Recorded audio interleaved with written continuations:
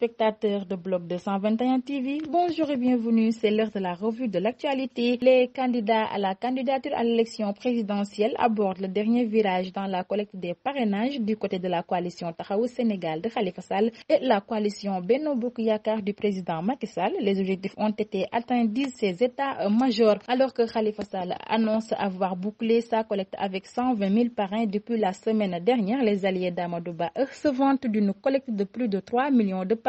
À noter que jusque-là, les autres partis, coalitions ou encore candidats indépendants sont toujours dans la course de collecte de parrains. La date limite des parrainages est prévue le dimanche 10 décembre prochain. Le président de la République Macky Sall a appelé lundi à Dakar les États européens à simplifier les procédures et conditions de financement des projets destinés aux pays africains. Selon lui, ces facteurs retardent l'Afrique dans la formulation et l'exécution des projets, ce qui, dit-il, fragilise l'efficacité de l'action publique. Il indique cependant que l'Afrique a besoin de plateformes industrielles et numériques pour construire le développement du continent. Le secrétaire national des jeunes socialistes accuse les responsables de l'Alliance pour la République de Linguère de tromper Macky Sall et son candidat Amadou Ba. Selon Bounama Sall, ils ont annoncé un nombre de parrains qui ne reflète pas la réalité sur le terrain. L'ancien parlementaire socialiste, qui dénonce un manque d'équité et de transparence, invite le chef de l'État à réparer ce qu'il qualifie d'injustice. Pour étayer ses propos, il explique que c'est une fraude car cela ne reflète pas la physionomie politique de cette commune. Le gaz que le Sénégal va produire à compter de 2024 pourrait faire baisser de 30 à 40% la facture d'électricité des ménages sénégalais. C'est l'annonce faite par Monsieur Manar Fall, directeur général de Petrosen Trading et Services, s'exprimant à l'occasion de la 5e édition du gingembre littéraire. Il ajoute que la production de gaz permettra aux entreprises d'être un peu plus efficientes et productives et tirer le pays vers l'industrialisation. Sur l'international, un tribunal de Nouakchott a condamné lundi à 5 ans de prison ferme l'ancien président mauritanien Mohamed Ould Abdelaziz, jugé depuis janvier 2023 pour avoir abusé de son pouvoir afin d'amasser une fortune. Après plusieurs jours de délibéré à huis clos, la Cour n'a retenu contre lui que l'enrichissement illicite et le blanchiment, ordonnant la confiscation des biens acquis par des agissements tombant sous le coup de ces deux qualifications et prononcé à déchéance de ses droits civiques. L'ancien chef de l'État a accueilli le jugement sans commentaire. Au moins 63 personnes ont été tuées dans des glissements de terrain causés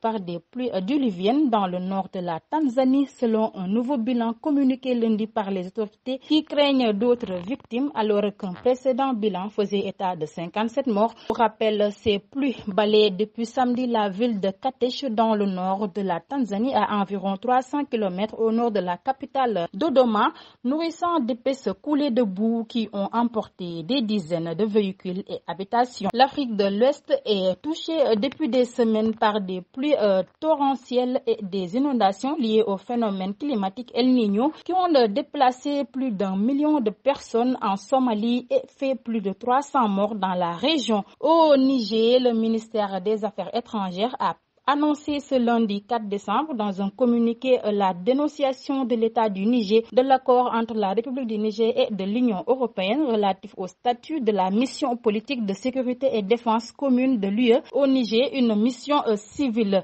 Le ministère a également déclaré le retrait par l'État du Niger du consentement accordé par le déploiement d'une mission de partenariat militaire de l'Union européenne. En sport, l'Association nationale de la presse sportive du Sénégal a tenu une conférence de presse ce lundi à la maison de la presse Babacar Touré. À un peu plus d'un mois du coup d'envoi de la CAN 2023, les journalistes ont reçu les informations nécessaires pour faire convenablement leur travail à Yamoussoukro, ville qui accueillera les Lions. L'annonce est du président de l'association, Abdoulaye Thiam. C'était tout, mesdames et messieurs. Nous vous donnons rendez-vous dans un autre numéro. D'ici là, restez avec nos programmes. Bloc 221 TV.